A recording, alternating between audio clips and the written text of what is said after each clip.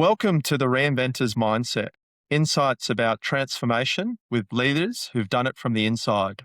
I'm Ashton Jones, and I'm writing Bold Water, a book about transformation, transforming yourself, transforming your organization, and teaching this skill to others. The people I work with and I talk to here aren't theorists. They're living transformation from the arena, and they know what it takes. Today, I'm speaking with Gareth Jones, founder of Revolve Partners. Good morning, Gareth. How are you doing? Morning, Ashton. I'm very well, thank you. Gareth and I go back a few years. He ran a succession planning and talent mapping exercise for me and my leadership team when I was at TAL. And it really shaped how I've thought about teams ever since. He's also an excellent golfer, which has absolutely nothing to do with transformation, but I felt worth mentioning it up front. Let's dive in. All right. So, What is that? Gareth, I thought just to kick off, I'd love to hear a little bit more about Revolve Partners, the thinking behind the company, and also a little bit about you and your co-founders, Dean and Paris. Yeah, well, very excited to be here, Ashton. Thank you so much for inviting me onto this. It sounds like a great project you're working on. Yeah, at Revolve Partners, we're a executive succession planning business at heart. We do a lot of other things that sit around talent and all things talent, but at the heart of what we do, we work with clients and ASX listed businesses all the way down to sort of startups to help them identify and look at talent as it relates to their business and their future goals of their businesses. We've been going for just under 6 months now, but I would say we're probably the oldest startup in the country. We've been pretty much been going for 10 years, but in different guises. We started the business as Evolve Intelligence almost 10 years ago. Then we got acquired by Mercer, and then we spun out of that business 6 months ago as a divestment with a solid partnership with Mercer in the external world. So it's a really exciting journey that we're on, and we've gone through different iterations of what we do, but the essence of the business has stayed true over those 10 years. And it's been a great journey, and we've got some really exciting things ahead. And, working with people like yourself, Ashton, that have the future in mind, a very strategic mindset around what they're looking to do, both in their career, but also in the business world, is where we come in. My partners, I've got two partners. One, Paris Gort. She runs the delivery side of our business. I've worked with Paris for about 8 years. Dean Tulloch, who is the other partner. So there's three of us. I've known him for 20 years. He used to be a client of mine. And it's just a strange serendipity, I suppose, about how people come back to the people that they know and the people that they like. And I'm very lucky to be working with those two as partners to drive the business forward. Yeah, I love that sort of concept of serendipity and the role that it actually plays in your career. I found that as well myself. A few moments where people I encountered early in my career, and then I found myself working with them later on. So yeah, it's quite a philosophical thing when you have those sorts of experiences, I think. Yeah, it's personally in my career, I know who I like straight away. Mm, It is, I don't know whether it's a skill, whether it's sometimes a curse. I feel I can absolutely pick my type of person in the first five mm. minutes of meeting them, and whether that's personal life or business life. And, you were the perfect example when we met all those years ago in Adelaide. Within the first Yeah, five that's right. minutes, it was Playing golf. Yeah. very, very, very obvious that we would get on. And then subsequently we've worked together. It's the same with Mm, Dean. We were clients before we became friends. Or he was a client before we became friends. And we always talked about for 20 years that we would mm. work together, and we have done. So it's great.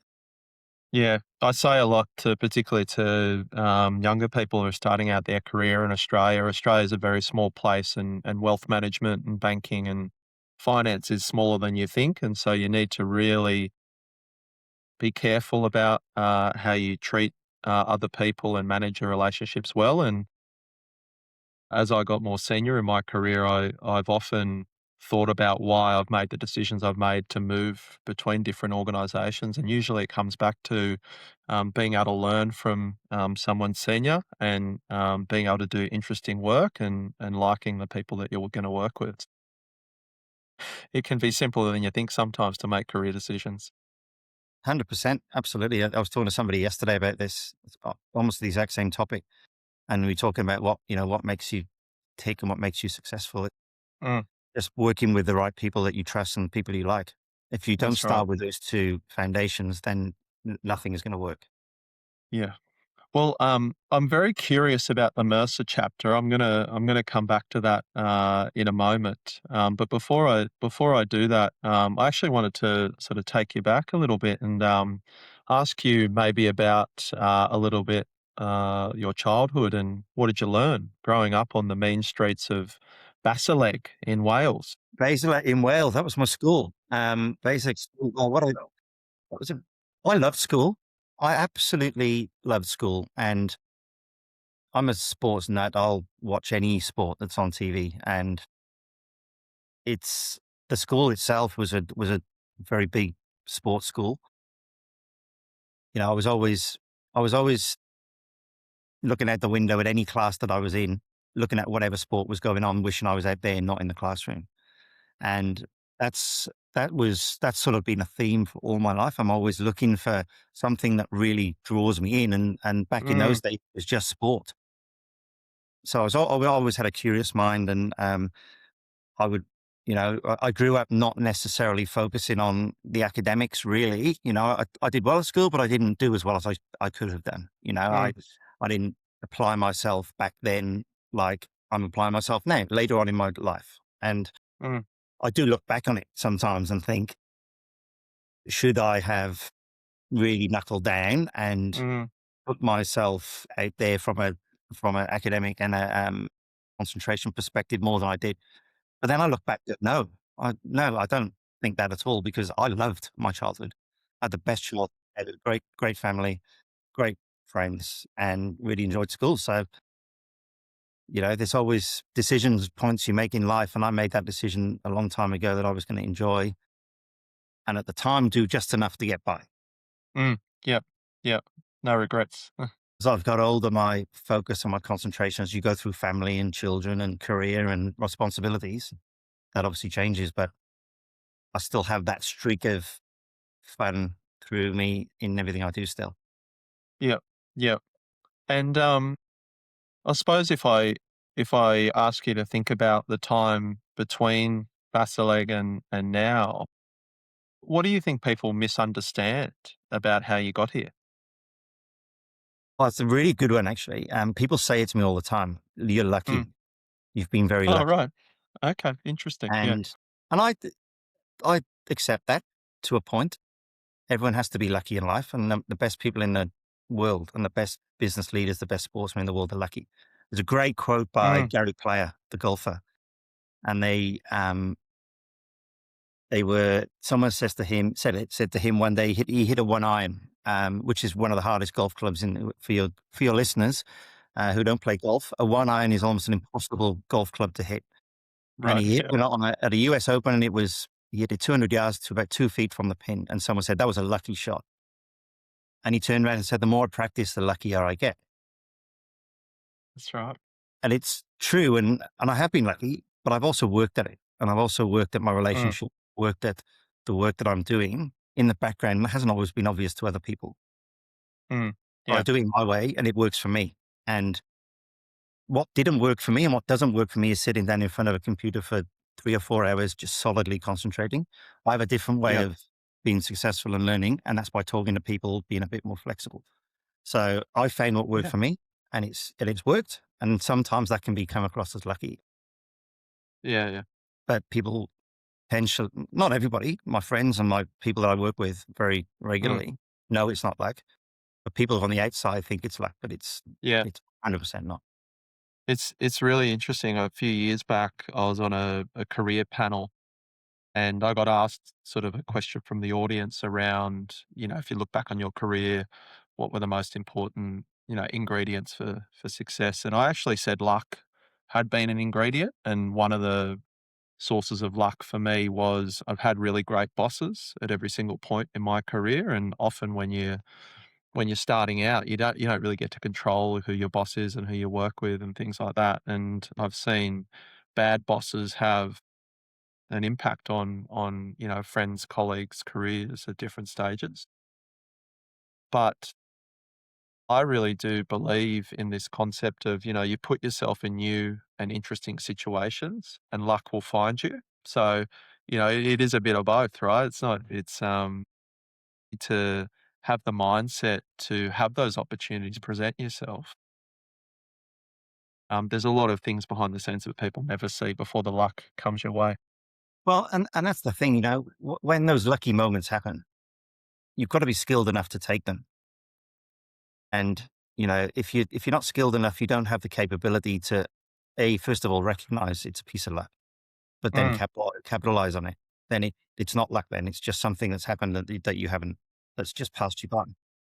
yes, Luck comes across people's desk or in people's life almost every day, I would imagine, in some yes, form, and you'll miss a lot of them. But the ones that you grab, that's where the skill lies in.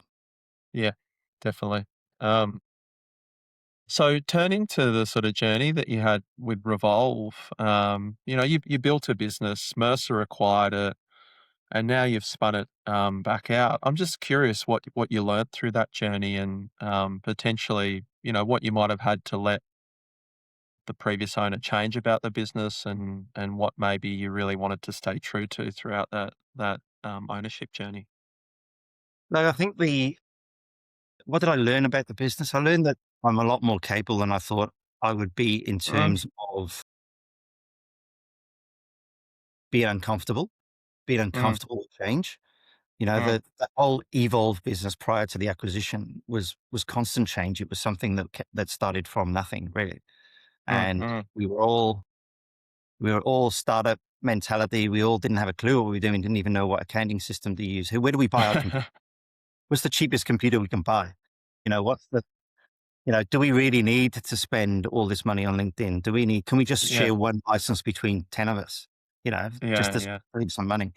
So that was probably the biggest thing I learned, that you have to let go of some things and you have to take a bit of a punt on some things, because Mm, in order to grow, you have to let go of both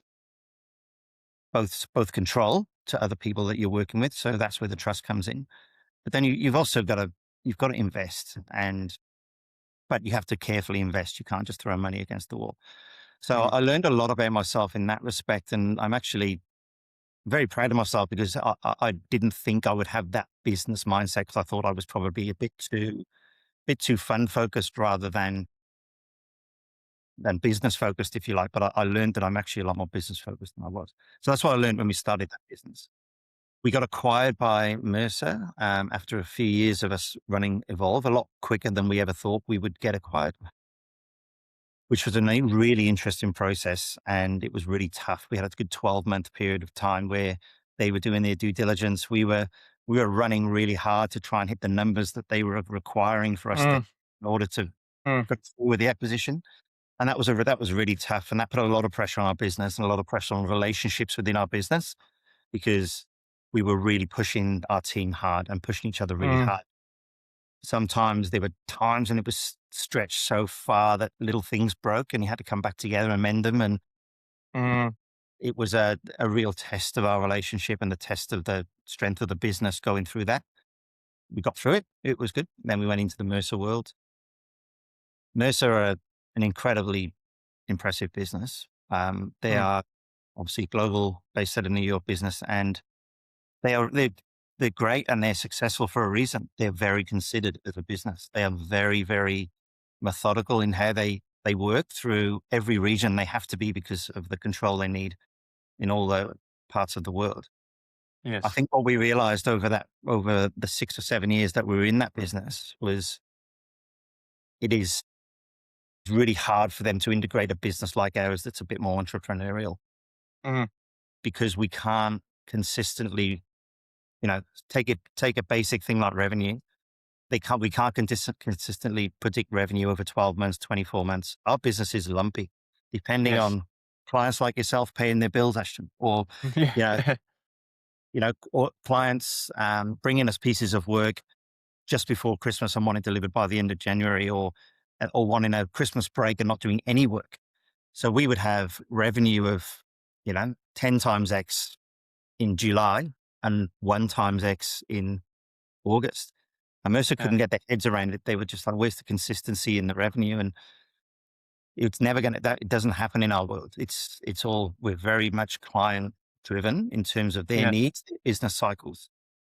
So I think what happened there was, the investment that we originally were expecting, I suppose, from Mercer, that the support, not the support, the support was always there, but the real Mm. drive to get our business global, um, was just, I suppose it was just diminished just because of the fact that they just couldn't, not that they couldn't trust us, but they just couldn't see the revenue that far out. Predict. Yeah. Yeah. Yeah. Yeah. Wasn't And as predictable.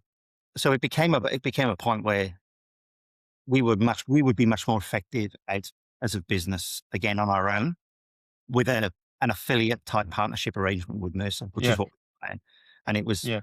it was a really wonderful process. I've got nothing but positive things to talk about Mercer, the team there, CEO David Bryant, and the career leader, Cynthia Cottrell, were Mm. outstanding as supporters for our business and helped us divest with our clients, made sure the communication with our clients was positive. And again, that all comes down to the relationship and the positive energy that we brought to the business. Yeah. And you sort of spoke a little bit, Gareth, about the nature of business cycles is quite lumpy, right? And in the context of sort of change and transformation, one thing that I've always observed is you have these periods of time where it feels like not much is happening, and Yeah. then all of a sudden, a bit of momentum builds. You find, if you like, you find the current a little bit, and all of a sudden, it unlocks quite a lot of velocity. And I was just interested a little bit of your reflection working with clients who are going through people change, who are going through transformation, moments where a client or yourself working with a client has been doing the hard yards, and then something really unlocks things and allows momentum to flow. And if you've got any of those examples that you might be able to share. Yeah. Look, I think it's a really good one. And in our game, sometimes it can be really frustrating because you talk to Yeah. about a big transformation project that's going on, and if you talk about people, and you get really excited, right? Because you think, oh, we're going to get involved in this. Yeah. This is going to be huge. It's going to be 12 months, Off to 18 the months piece of races. work. Yeah. Off to the races, we can get involved in helping them reshape their business. Wonderful. And then nothing for 3 months. You know. But I think what I've learned over the years is it's nothing is not happening. Mm. It's just they are either letting things settle to see how things land, just so they can get their ducks lined up. They've got lots of conversations happening with the business units, with their board, with their shareholders in terms of what is best for their business. Mm. And you've just got to be patient. And I think what we found uh, in certainly in our world is providing as much context in the external world that they don't have visibility of, that can potentially help them make some decisions internally. And we do a lot of work like that with our clients to talk about other organizations that have done something similar. Mm. Happy to connect, to talk about that as a process, but also connect the people who actually ran that transformation with our clients to say, you should just have a chat. No, just have a coffee. You don't need to do anything too structured, just so you can understand what went really well, but more importantly, what went really badly. And what avenues did they go down that you don't need to go down, and just close those doors. You don't need to go down those routes anymore. And I think that's what we've seen with a couple of clients. We got a client in the health insurance business. We got a really good client, good banking client at the moment going through major transformation. And they don't know what they don't know.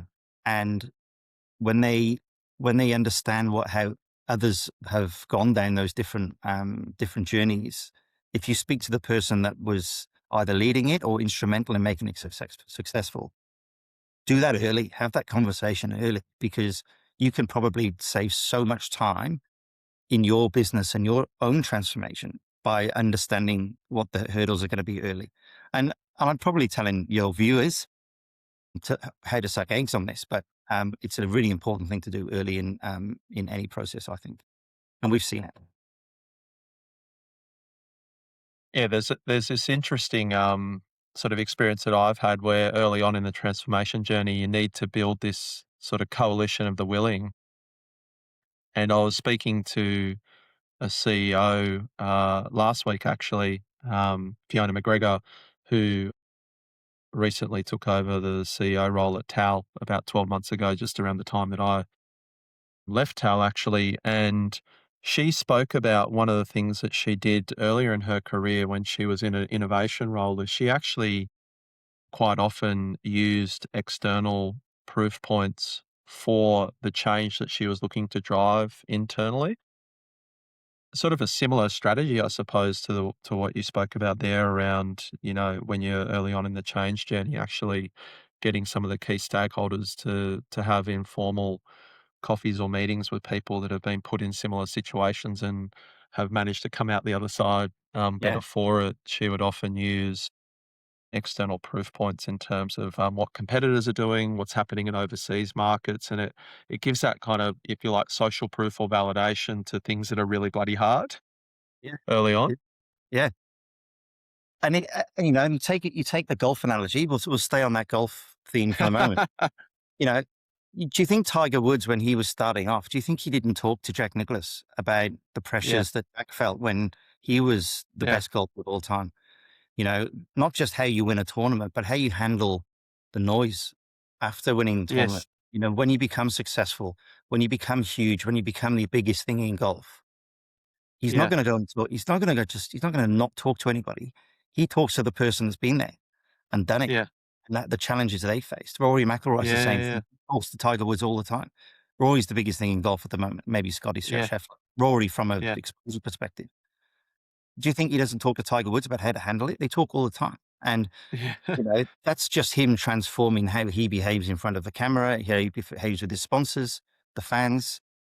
There's no reason why that should be any different in a business yeah. context. Well, Yeah. staying with the analogy for a moment, they say golf is one of the biggest mental sports that has the biggest mental game, right? Like it's often a battle Well, with as far yourself as you more than mental, I anything can tell you. else. Yeah.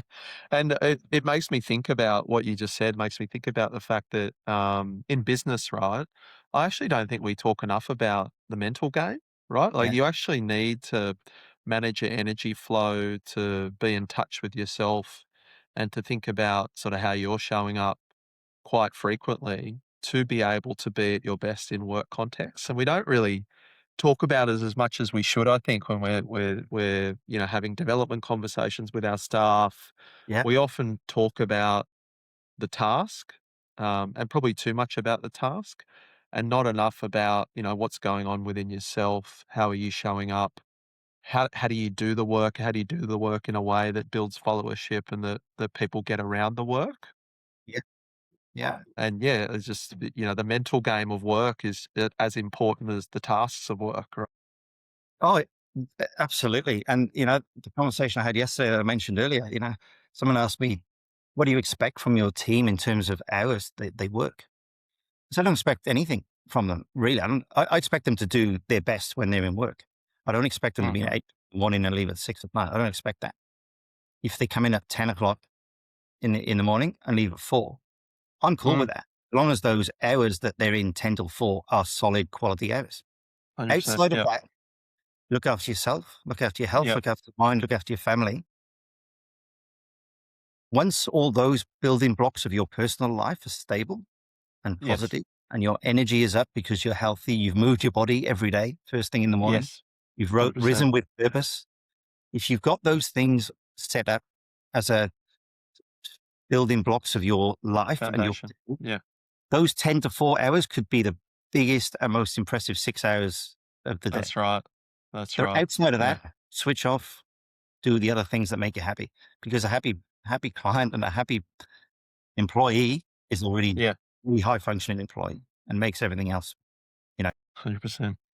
One of the light bulb moments I had in my career was, we had a former professional sports player who became the head of mental health at TAL. His Mm, name's Glenn Baird. And he explained to me the process that they often use with professional sporting teams to manage their energy flow throughout the season, and it being really important to not have the foot on the pedal for the whole season, uh, because you really need to have the team be up for it in the moments that matter and be up mm, for it in those championship moments, particularly come finals time. yeah. And it really transformed how I thought about managing high performing teams. Like not having the whip out, 24/7, actually creating space for downtime, creating space for people to come out of peak periods of activity, reset, recharge, to be ready for the next championship moment or moment that matters. And it really transformed how I thought about the way I manage my own energy flow and my team's energy flow as well. Yeah. Yeah. Yeah. We can learn a lot from sport, Yeah, I agree. but those things are 100% right. You cannot work at 100% of your capacity all the time. You'll burn out. All the time. And you see Yeah. burnout all the time. You see people just absolutely falling over in a heap because they are just working so hard and they just don't get a Mm, rest. They don't do all those things you talk about, and their that's right. mental health, their physical health, their family life. All those things Yeah. are just so important to You have make to you the integrate them best all. best player. Exactly. So we've started touching a little bit, Gareth, on the ingredients for high performing teams and leaders that are able to sort of manage and drive transformation and create high performance throughout your career.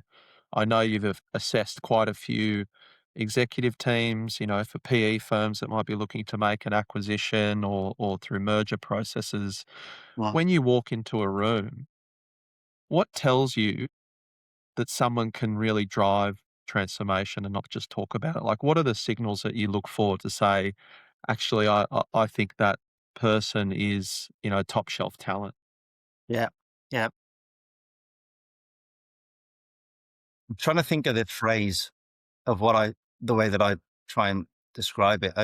We talk about high performance. It's a great podcast you probably listen to because you're very well read, Ashton. A high performance podcast. Do you follow that? No, I don't. No, no, no. You've given me. I'm writing it down as we speak. Please do. It is sensational, and they have people from every walk of life: politicians, firefighters, Navy SEALs, Oh, fantastic. Yeah. Formula One drivers, Formula One principals. Everybody on there that talk about high performance, and they all have different views on what Mm. makes. But Ingredients. one Yeah. really struck me because I listen to it most days because on various people, and it's fascinating. And it's a concept called radical candor. And Okay. Yep. you've heard of the shit sandwich, and Yes. it is the ability to take away the bread of the shit sandwich and just deliver little part, um, but in the right way to because when you're giving feedback, when you're talking about or talking to a team about performance, or you're talking to a team about project skills and the project success or not, when they know deep in their heart that they haven't done a good job, a shit Mm, sandwich is the worst thing you can do because they know it's coming. mm, mm, They know that bit in the middle is coming, and whatever you say in that first piece of bread and the last piece of bread means nothing. They forget both of those things and they only concentrate on the middle piece. So anybody that has um, that concept of radical candor, to be able to just deliver it in a mm, very succinct, straight, open way, without any judgment, without any blame. Not don't go the man, go the problem. mm, Any mm, person that can deliver that type of feedback well, effectively, with the end point in mind, mm, they're the ones that drive success in any transformation or any leadership position. mm. And um, I when I listened to that, and I heard that it was a while ago now. I don't deliver those sandwiches anymore. I'm very yeah. I sometimes do Go because I straight for the meat. yeah, it's true. I sometimes do. So you have these weak moments. You think, oh, I'll just soften it a bit. But in reality, I've learned that softening it doesn't make it any better. It actually just Yeah, makes it's it better to get to the point. the So the kinder thing is to be direct in those Just get it circumstances. right. Yeah. And you can be, and don't, you don't have to be, you don't have to be a nasty person by delivering it. No. It's just being honest. And the amount, 99.9% of people appreciate that rather than the sandwich. Yeah. Yeah. Well, it's like, it's definitely been a journey that I've had to go on in my own career. And full disclosure, I'd say I'm still on the journey is when to be delicate, when to be direct. It's not always easy to read the room. It's not always easy to work out what's going to influence and drive people in different Mm, circumstances. But you really need to cultivate that skill of being direct and being able to not beat around the bush, particularly when it comes to hard feedback and when it comes to yeah. hard decisions. Yeah. And when you're going through a transformation, that's not easy. And, in Because it's all the time, right? Like, any sort of transformation, your body transformation, your, work transformation, relationship transformation, that is not easy to go from one thing to another, which is completely alien to you. yeah, You have to be honest with yourself or with your people that you're working with in order for it to be successful. If you're not honest with them, you're never going to get there. yeah. You might Well, get there, I'm but it'll take you so much time. given we've been using the sporting analogy, Gareth, I'm going to throw another one in. Go on. The actual All Blacks motto is through difficulty to greatness. And, Yeah. I've really come to believe that difficulty is the teacher, right? You learn so much more from difficult moments than easy moments. And you almost have to cultivate those moments a little bit, right? Because You do. adversity is what allows you to learn and be better and become better. Yeah, that's right. That's right. I'm going to continue with the theme around sort of, talent assessment and what you look for in people who are great leaders and are able to drive transformation. Mm, I'm curious whether there's a pattern in the leaders that you've seen successfully navigate and acquisitions, particularly when you're on the being acquired side. If I think about the wealth management industry right now, we continue to see a lot of acquisition activity across the industry, a lot of financial advice businesses that are consolidating.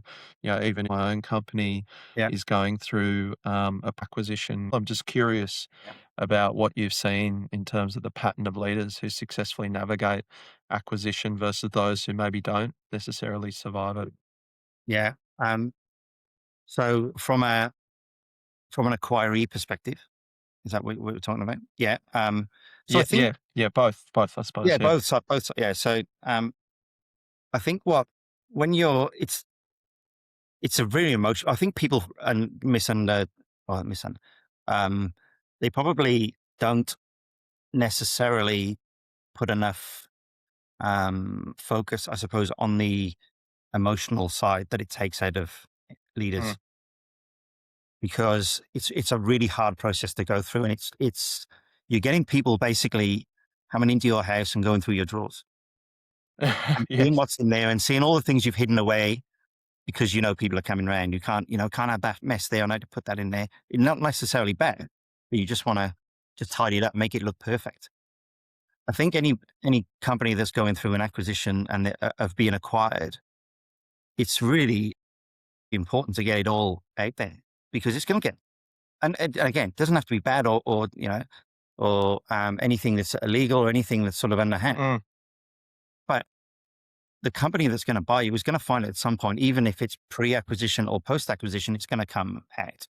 Better to mm, get it out there and have those conversations because no company is perfect. And we found it when we went through the acquisition of Evolve at a much smaller level than Insignia, slightly smaller, but a mm. little bit. We were a startup and we did loads of things wrong. Not again, only because we didn't know the right process to go through of, whether it's tax, whether it's accountants, whether it's all this sort of things. But we sort of got there because we, just got the rhythm of what it's like to run a business. But all the Mm, stuff that we did early on, we thought we were doing the right thing, but it was just process was wrong. Now that all yeah. came through in the DD. But Mm. we, at the time, we were like, oh, we can't let them see that. That's so embarrassing. And look at that. Look at Yeah, yeah, yeah. that PowerPoint. That was awful. Like a load of amateurs. But we were amateurs at that time. We'd only just Yeah, started. yeah.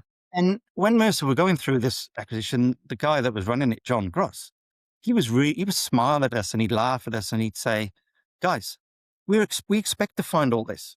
This is what we expect. This is what we're buying. We're buying a startup that's been going for 5 or 6 years. We're not buying IBM. It's been going Almost, for they years. almost want to find it because They it means do. that they know that they've seen, what's really going on, right? Yeah, that's right. But also what they also seen is the journey that we've gone from nothing to where we were and Yeah. how we navigated that journey and what we're like at change and what we're like in navigating change.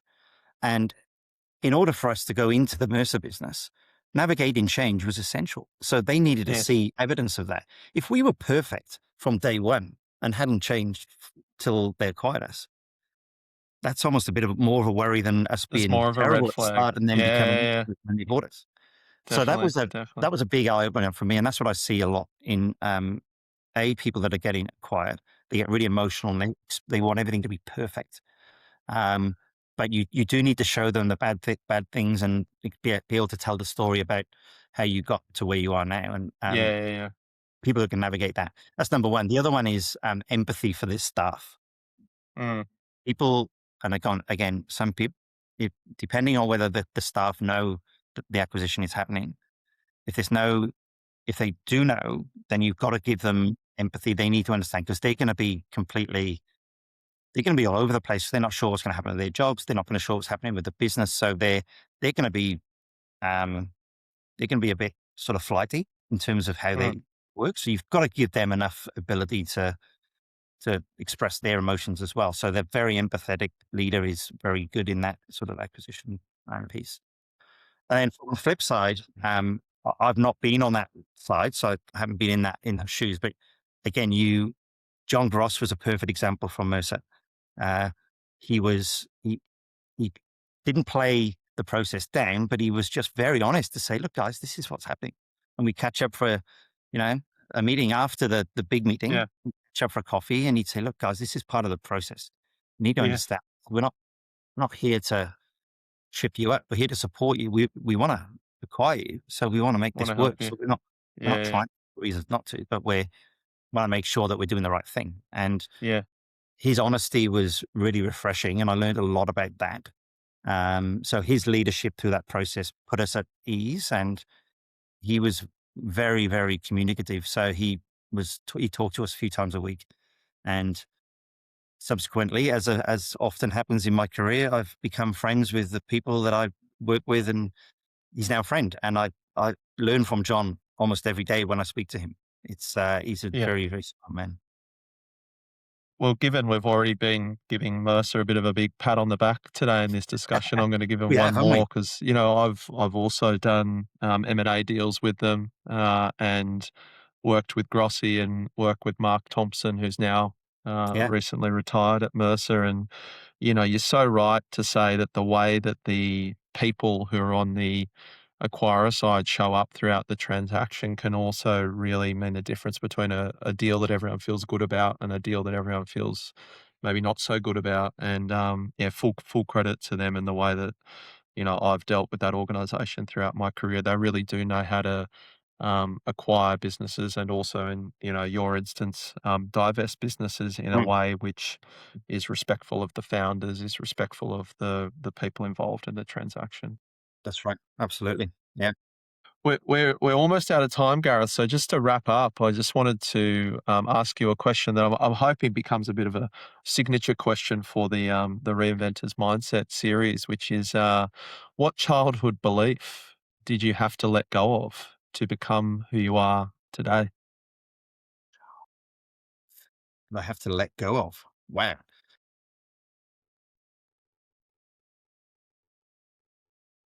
It's a good one, actually, because I think when I was a kid, I don't know, I wanted to be a doctor, Yeah.